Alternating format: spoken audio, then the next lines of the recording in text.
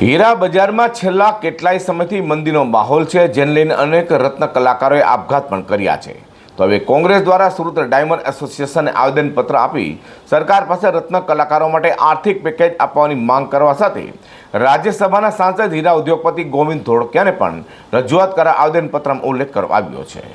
સુરતની વિશ્વમાં ચમક બતાવનારા ડાયમંડ ઉદ્યોગ છેલ્લા ઘણા સમયથી મંદીનો માર સહન કરી રહ્યો છે અને તેને લઈને અનેક રત્ન કલાકારો દ્વારા આપઘાત પણ કરાયાનું સામે આવ્યું છે. તે સુરત શહેર કોંગ્રેસ દ્વારા ડાયમંડ એસોસિએશનને આવેદનપત્ર આપ્યું છે. સુરત ડાયમંડ એસોસિએશન દ્વારા આવેદનપત્ર આપી રજૂઆત કરાયા તેને જણાવ્યું હતું કે મંદીમાં રત્ન કલાકારો માટે કોઈ જ વ્યવસ્થા ઊભી કરવામાં આવે, રત્ન કલાકારોને જે કંપનીમાંથી છૂટા કર્યા તેમને પરત લેવામાં આવે, રત્ન કલાકારોને આર્થિક પેકેજ આપવામાં આવે, સુરતના રત્ન કલાકારોનું સર્વે કરી તેઓના બાળકોને ઘર ખર્ચ માટે કોઈ વ્યવસ્થા કરવામાં આવે. ત્યારે ડાયમંડ ઉદ્યોગપતિ ગોવિંદ ધોળકિયા હાલમાં રાજ્યસભાના સાંસદ બન્યા હોય તેમણે પણ રજૂઆત કરાઈ હોય તેવી માંગ કરાઈ હતી.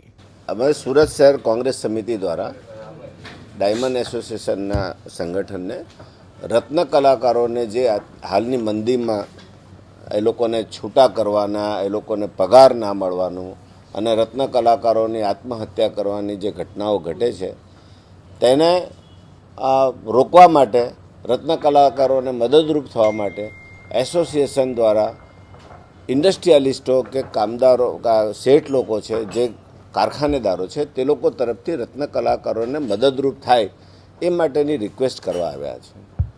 અને મને આનંદ થાય છે કે એસોસિએશન પણ ખૂબ સારી રીતે સમજે છે, રત્ન કલાકારોની સમસ્યા સમજે છે અને એમને મદદરૂપ થવા માટેની એમની ઘણી બધી તૈયારીઓ પણ બતાવી છે.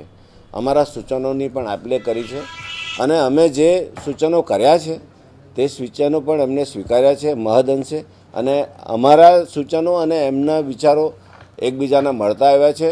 કુલ મળીને પ્રાઇમા ફેસી જો જોઈએ, કુલ મળીને સરાઉન્ડિંગ જોઈએ તો અમારો ઉદ્દેશ ફક્ત રત્ન કલાકારો આત્મહત્યા ના કરે, એમની જે આર્થિક સ્થિતિ છે, એમને જે પરિવારનું ગુજરાન ચલાવવું છે તેમાં આપણે શું મદદરૂપ થઈએ એની ચર્ચા કરી છે. એસોસિએશન પણ સંયુક્ત રીતે તૈયાર છે. કારખાનેદારો, શેઠ લોકોને એ લોકો એમના તરફથી જે પણ સૂચન કરવાના હશે એ કરશે.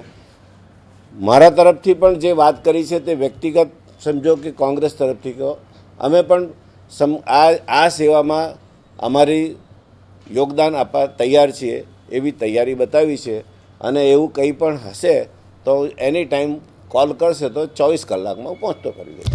સુરત શહેર કોંગ્રેસ પ્રમુખ ધનસુખ રાજપૂત સહિત મોટી સંખ્યામાં કોંગ્રેસીઓએ ડાયમંડ એસોસિએશનની ઓફિસે પહોંચી રજૂઆત કરી રત્ન કલાકારો માટે આર્થિક પેકેજની માંગ કરી હતી. Bureau report G10 news.